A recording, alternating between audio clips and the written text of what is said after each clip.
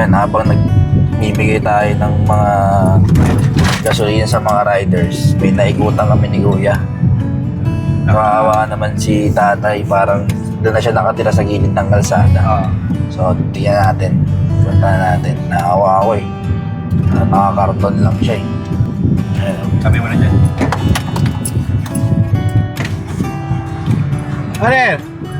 Kuya, kumusta ka? Diyan ka na natutulog?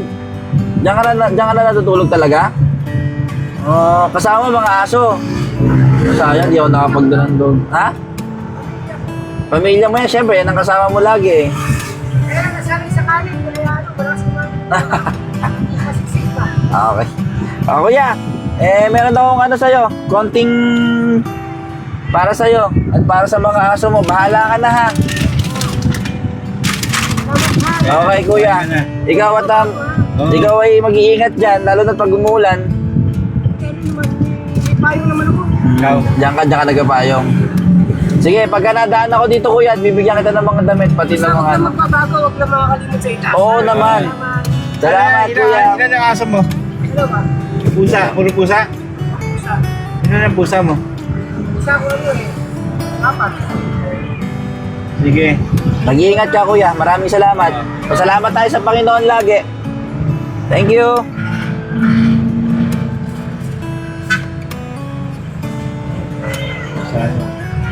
Yeah.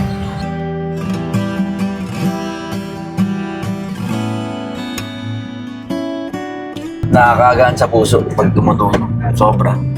So after natin ng nagpabigay tayo ng mga ng full tank sa mga riders, pinadaanan kami ni Tito Renz. Binalikan lang natin, di ba? May kagulat ako sa kanya eh. Parang yun na yung bahay niya eh. Kasama pusa at saka aso eh, na? Yun na yung bahay niya eh. So, Binilan lang namin ni Tito Renz ng pagkain. Di ba? Balikan ko pa yun, kuya. Para balikan ko. Balikan natin yun sa susunod, pre. Balikan ko yun. Bili tayo ng cat food tsaka dog food. No? Cat food, dog food, tas sa kanya grocery. Noon. Balikan ko yun. Nawala. Yun na. Kulang lang tayo sa oras eh. Ang oras na oh. Okay, that's it. Dito na lang. Let's go. Okay. Sa mga hindi pa nakapalo, follow, like, and share sa mga videos ni Tito Renz. Okay?